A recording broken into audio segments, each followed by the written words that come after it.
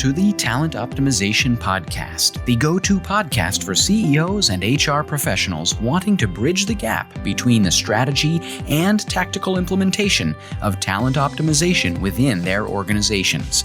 Through interviews, predictive index, and personal experience, your host, Traci Scherck, helps you discover the facets of talent optimization from both a CEO and HR perspective to truly create the dream team for your organization. Are you ready? Let's get started.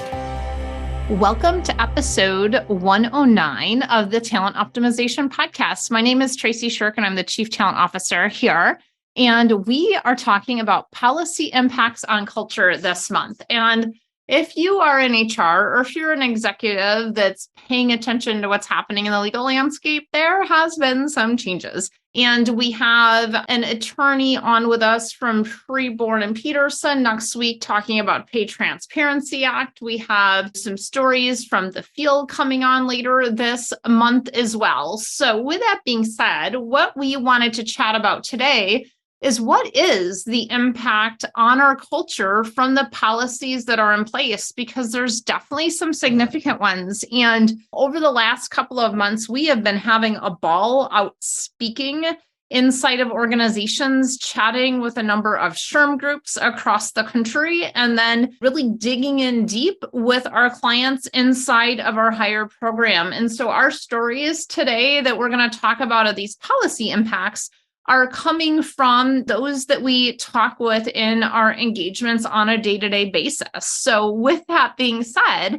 the first policy impact that I want to talk about is drug screening. So we know that several states have changed their drug screening policies, and that essentially, even though marijuana is still illegal from a federal standpoint, many states are saying, nope, we're good here, right? But the issue is that you inside your organization write what your policy is on that. And that's essentially what I want to talk about is what is the policy that we have specifically on different types of things. So drug screening is one of those that comes up a lot with our clients. So, we have clients that have a very firm policy that states any accident is requiring the individuals inside of the organization to have an immediate drug screen.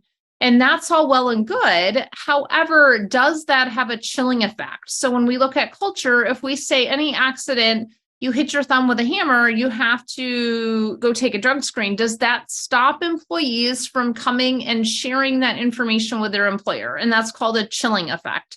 So it's something I want you to think about with your policies. What is your threshold for drug screening based on workplace accidents? So that's question number one. Question number two is when you look at drug screening, when are you terminating employees? Are you terminating employees if anything is found? Are you terminating employees if it's above a certain level?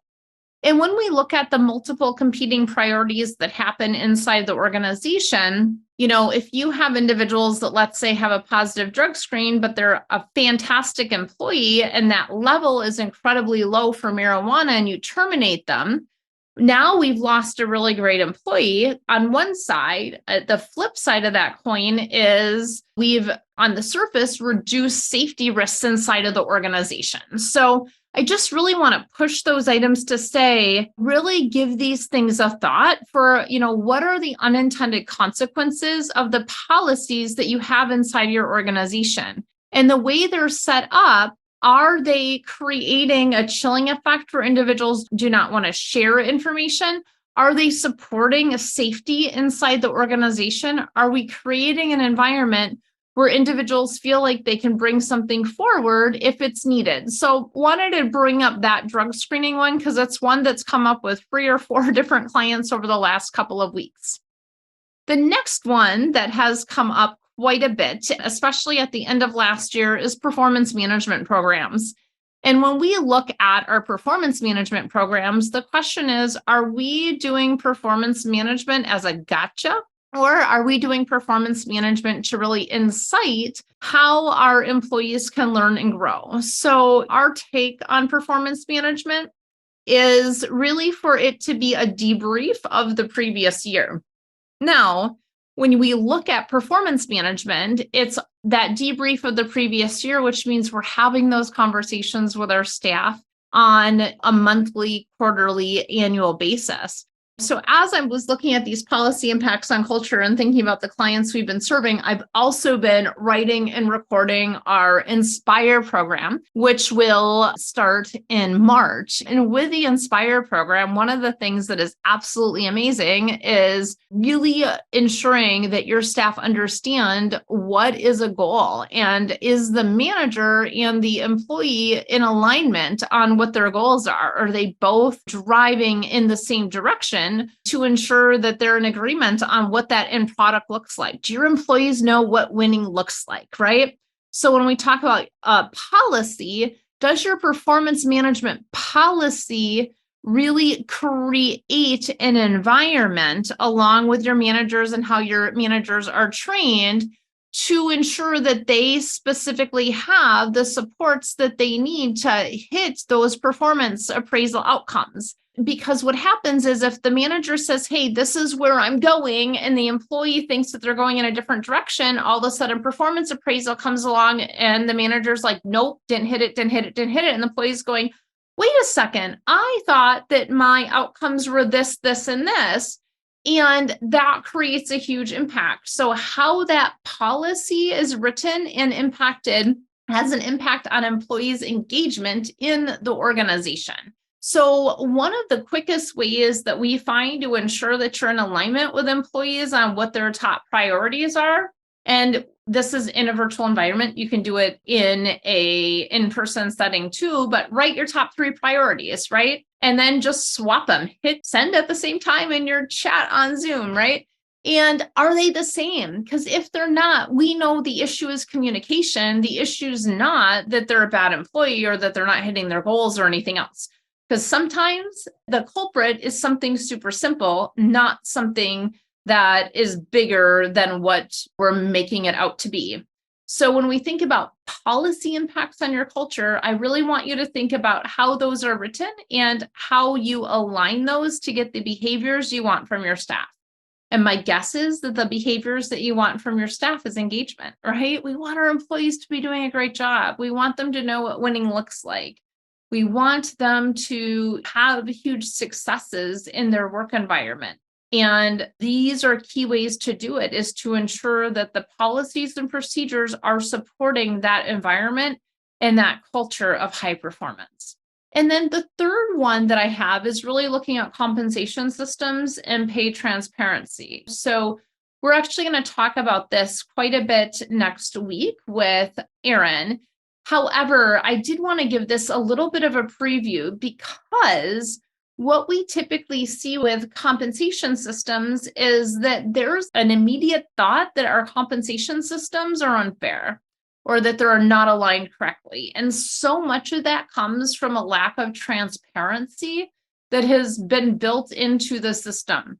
And so one of the things that I would really encourage you to do is take a step back and think about what is the compensation story that we are telling our staff.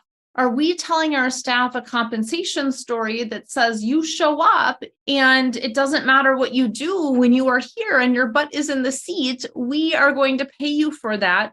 And we're going to give you increases every year based on cost of living. So regardless as to if you're a rockstar employee or if you are an employee that coasts, you get the same increase. That compensation story is not one necessarily that engages our best staff to perform their best and to stay. So when we flip that and say, okay, how do we create our compensation system where we have transparency in it as to what the pay rates are? We use something in our hire program that we call a job level chart that essentially shows what that is and ties those salary bands to it.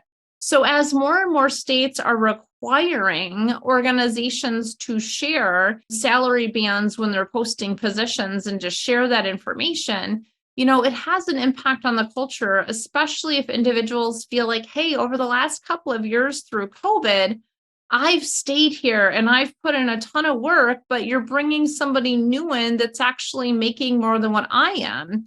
And that has a huge impact on employee engagement. So again, these policies that we have, whether it's our compensation policy, whether it's our performance management policy, whether it's our drug screening policy, or 500 others, right, have an impact on culture. And are they having a negative impact on culture where it's actually disengaging our staff and they're detaching from the work environment? Or does it have a positive impact on culture where they're actually more engaged because there's transparency and they don't have to worry about it? If I trust that I'm being paid fairly in the organization, if I trust that if I get hurt at work, I will be taken care of, I'm going to be much more engaged at work versus worrying about things that are not moving the organization or my best self forward in reaching my performance goals.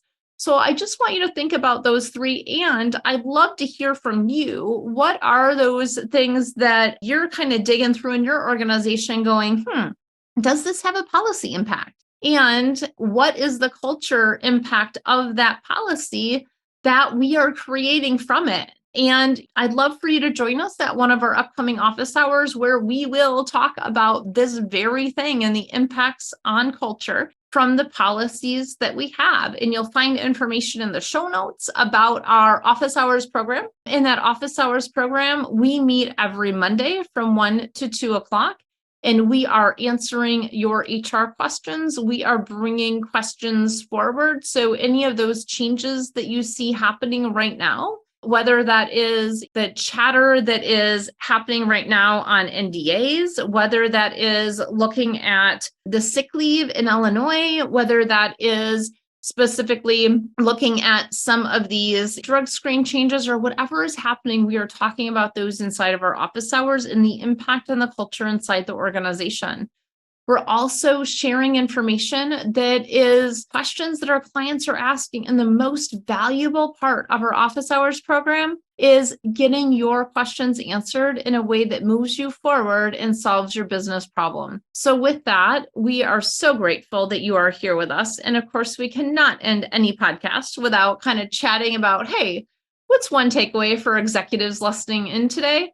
And one of those key takeaways that we have is I want you to ask yourself two questions for the executives listening in. That first question is specifically, what are the unintended consequences of this policy, right? So if we look at the unintended consequences, one may be, are we losing great employees? Another unintended consequence could be that we're decreasing safety incidences, or that by having a very strict safety policy, we're actually increasing accidents that individuals aren't telling us about, which actually creates potentially higher level accidents in the future because we're not doing a debrief on those accidents to solve them. So that's an example of the unintended consequences. And then the other question I want you to ask yourself is, what are the multiple competing priorities that are coming forward in this situation, right? So if we look at the drug screen situation, the multiple competing priorities are, from an operations perspective, we need people to work to complete the work for our clients, right? From a safety perspective, we want to make sure that we are supporting our staff to be safe at all times. Those are two competing priorities when we look at it in this specific example.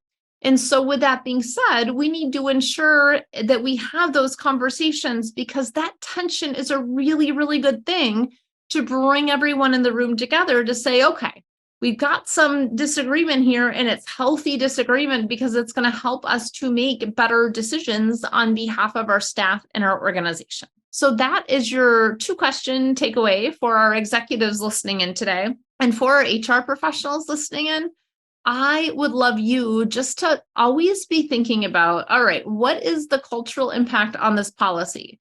And if you come across or see a policy or experience a policy that is having a negative impact, when the intention of it was not that, I'm going to challenge you to bring that up to your executive sponsor, bring that up to that supervisor you're working with, or bring it up inside of a staff meeting to say, hey, can we revisit this policy? Because here's the impact of it that I am seeing.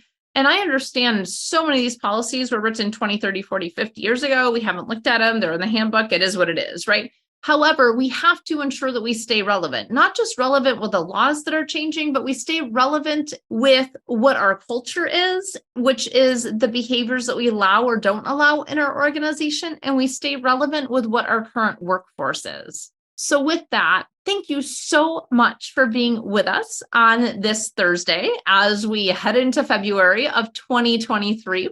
And I hope to see you on our office hours call this week, where we will talk about those outcomes of and unintended consequences of policies and the impact that those have on our culture, to really come up with what are some other ways that we can look at this.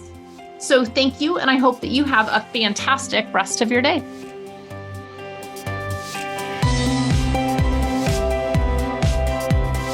Thank you for joining us on this episode of the Talent Optimization Podcast. You'll find more tools and resources for CEOs and HR professionals looking to bridge the strategies versus implementation gap of talent optimization at elevatedtalentconsulting.com. We've also created a free, valuable resource for you to begin bridging the gap called the Talent Optimization Foundation Membership Program. You can access it for free at elevatedtalentconsulting.com/foundation. Be sure to tune in next week for another episode to learn more about talent optimization and creating a dream team for your organization.